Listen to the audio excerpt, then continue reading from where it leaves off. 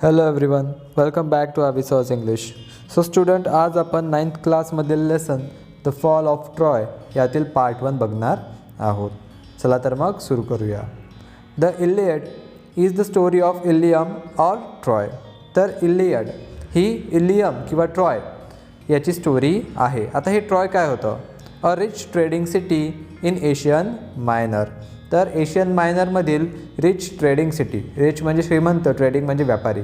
तर एक श्रीमंत व्यापारी शहर, ट्रॉय नावाचं एक श्रीमंत व्यापारी शहर होतं जे एशियन मायनरमध्ये होतं. Near the narrow sea that leads from the Aegean to the Black Sea. आणि ते नॅरो सी म्हणजे एका खाडीजवळ ते शहर वसलेलं होतं जे ॲगियन ते ब्लॅक सीपर्यंत पसरलेलं होतं. It was well situated both for commerce and agriculture. शहर खूपच चांगल्या प्रकारे वसवलं गेलं होतं.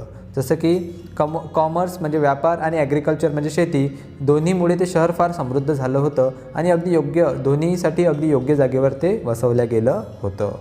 In front of the city was the sea over which sailed the ships of Troy. शहराच्या समोरच अथांग पसरलेला समुद्र होता.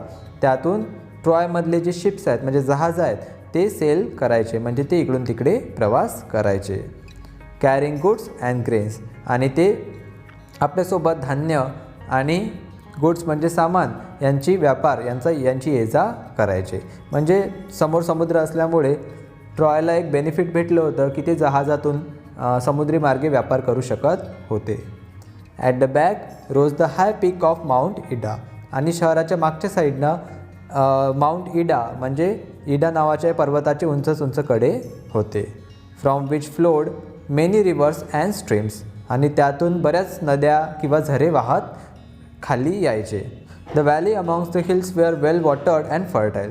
आणि पर्वतावरून वाहत येणाऱ्या नद्या किंवा झरण्यांमुळे त्या शहराच्या आसपासचा जो प्रदेश होता तो पूर्ण फर्टाईल म्हणजे पूर्ण सुपीक झाला होता आणि वेल वॉटर्ड, आणि पाण्याची भरपूर उपलब्धता असल्यामुळे तिथं अजूनच सुपीकता त्या जागेची वाढली होती. with corn growing in fertile fields and cattle feeding on the rich grass of the meadows. शहरातील जे शेतं होती तिथे चांगलं कॉर्न म्हणजे मक्याचं पीक डोलत होतं, आणि cattle feeding on the rich grass, आणि कुरणांवर तिथे उगवणाऱ्या अतिशय चांगल्या कुरणांवर तिथले कॅटल्स किंवा गुरंढोरं होते ते चांगल्या प्रकारे ते खात होते. म्हणजे अशा प्रकारे ते सगळ्या अर्थानं समृद्ध असं शहर होतं. वाईल शिप फेड on the slopes of the hills. आणि तिच्या हिल्सच्या स्लोप्सवर म्हणजे पर्वतांच्या उतारावर बकऱ्यासुद्धा चरत असायच्या. तर अशा प्रकारे अतिशय समृद्ध असं शहर, ज्या शहराच्या समोर अथांग पसरलेला समुद्र जो व्यापारीदृष्ट्या त्यांना फार महत्त्वाचा होता, आणि शहराच्या मागे माउंट इडा ज्यातून वाहणाऱ्या नद्या आणि पाण्यामुळे त्या शहराची भूमी ही सुपीक झाली होती. त्यामुळे सर्वार्थानं अतिशय समृद्ध शहर असं ट्रॉय होतं. Round their city, the Trojans had built a strong wall so that no enemy should attack them from the sea. आता शहराच्या चारही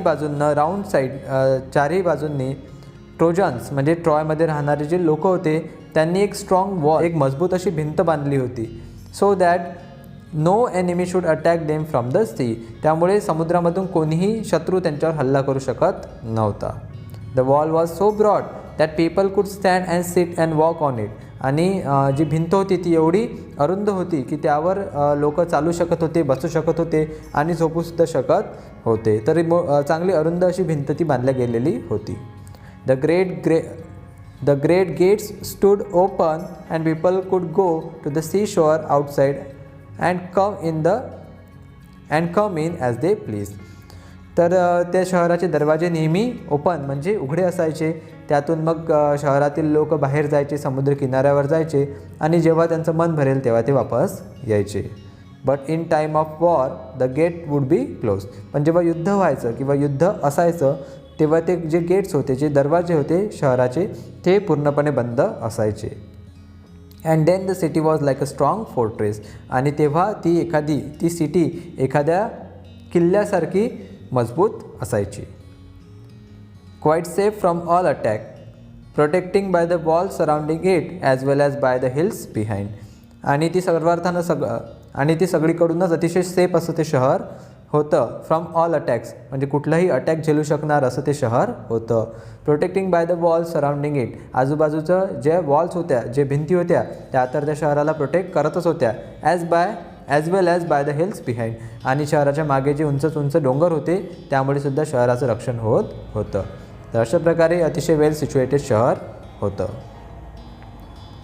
Thus Troy was a strong city, strongly protected by its wall and strongly defended by its brave soldiers. तर अशा प्रकारे Troy हे एक मजबूत strong शहर होतं.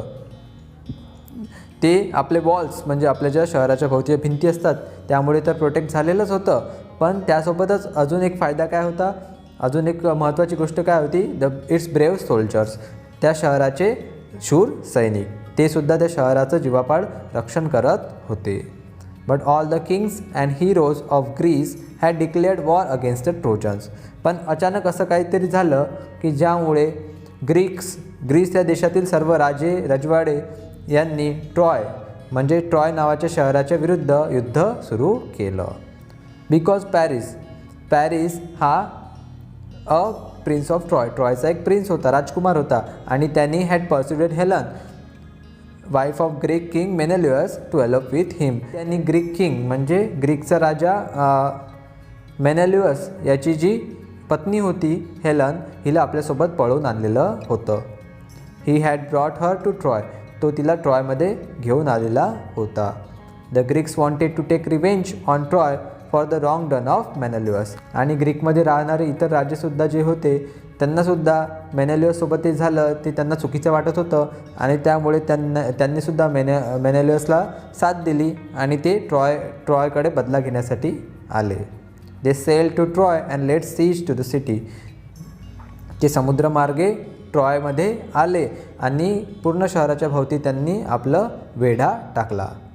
The Trojans too fought hard and the siege continued for 10 long years. दुसरीकडे ट्रॉयमधील जे सोल्जर्स होते, ट्रोजन्स होते, त्यांनीसुद्धा अतिशय कडवी झुंज दिली, कडवी लढाई केली, आणि अशा प्रकारे हे युद्ध 10 वर्षापर्यंत चाललं. The fighting went on daily but the siege did not end. रोज सैनिक बाहेर यायचे, रोज लढाया व्हायच्या, पण सीज म्हणजे जो वेढा आहे तो काही संपायचं नाव घेत नव्हता. On the other hand, the Greeks could not take the city, and on the other hand, the Trojans could not force them to sail away. एकीकडे जे ग्रीक्स होते ज्यांनी वेढा टाकला होता ते शहर जिंकू शकलेले नव्हते, आणि दुसरीकडे ट्रोजन्स जे होते, जे आतून लढत होते, शहरातून लढत होते, ते सुद्धा तो वेढा उठवण्यात यशस्वी होऊ शकले नव्हते.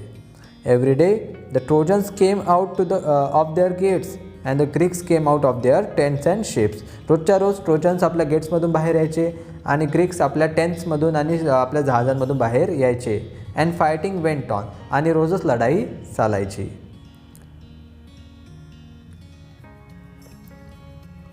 Sometimes there were great battles between two armies. कधीकधी दोन्हीकडच्या आर्मीज म्हणजे दोन्हीकडच्या सगळ्या सैन्यांमध्ये युद्ध व्हायचं. Sometimes there were single fights between two great heroes, आणि कधीकधी दोन्हीकडच्या एकेका हिरोमध्येच फाईट व्हायची. Sometimes the Trojan had the better of it and sometimes the Greek. कधीकधी असं वाटायचं, कधीकधी ट्रोजन्स यांची सरशी व्हायची आणि कधीकधी ग्रीकसुद्धा जिंकायचे, पण असा निकाल लागत नव्हता. But still the fighting went on.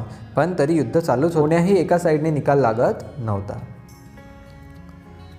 Great heroes on both sides were killed in the course of war. दोन्हीकडचे जे महान हिरोज होते, महान सैनिक होते, ते मारले गेलेले होते. After leading the defence of his city for 9 years the brave Hector was at last killed by Achilles. 9 वर्ष आपल्या शहराचे रक्षण केल्यानंतर हेक्टर, जो पॅरिसचा मोठा भाऊ होता आणि ट्रॉयचा राजकुमार होता, तो मारला गेला होता बाय अचिल्लिस नावाच्या एका शूर योद्ध्याकडून. होम नन कुड रेजिस्ट. आणि अचिल्लिस असा होता की ज्याला कोणीही मारू शकत नव्हतं, तो इतका शूरवीर होता. But Achilles himself was killed later on by a poison arrow that entered to his heel. पण सगळ्यात सरतेशेवटी अचिल्लिससुद्धा मेला, कारण त्याच्या गुडघ्यामध्ये एक विषाने भरलेला ॲरो म्हणजे बाण खुपसल्या गेला आणि तो त्याच्यातच मरण पावला. The only part of his body where he could be wounded. आणि तो एकमेव भाग असा होता की जिथं त्याला वुंड म्हणजे जिथं तो जखमी होऊ शकत होता आणि तिथेच जखम होऊन तो मारला गेलेला होता. Still later Paris himself was killed. त्यानंतर पॅरिससुद्धा मारला गेला. ज्यांनी हेलन नावाच्या स्त्रीला पळवून आणलं होतं तो पॅरिससुद्धा शेवटी मारला गेला. Also by a poison arrow. Also by a poison arrow आणि तोसुद्धा पॉयझन ॲरो म्हणजे विषारी बाणानेच मेला होता. The Trojans were tired of being shut up in their city. The Trojans were tired of being shut up in the city and the Greeks were longing to see their homes again. एकीकडे Trojans जे 10 वर्ष 9 वर्ष शहरामध्ये बंद पडल्यामुळे कंटाळून गेले होते आणि दुसरीकडे ग्रीक्स जे 10 वर्षापासून आपल्या घरदार सोडून इकडे लढाई करत होते त्यामुळे त्यांनासुद्धा घरी जायची इच्छा होत होती. But still the fighting went on. पण कुणीही हार मानायला तयार नव्हतं त्यामुळे लढाई कंटिन्यू चालूच होती. अशा प्रकारे इथे आपला फर्स्ट पार्ट जो आहे तो संपतो. आता नेक्स्ट पार्टमध्ये आपण बघूया की पुढे काय झालं. I hope this video is useful for you all. I'll see you in another video. Till then, take care. Goodbye.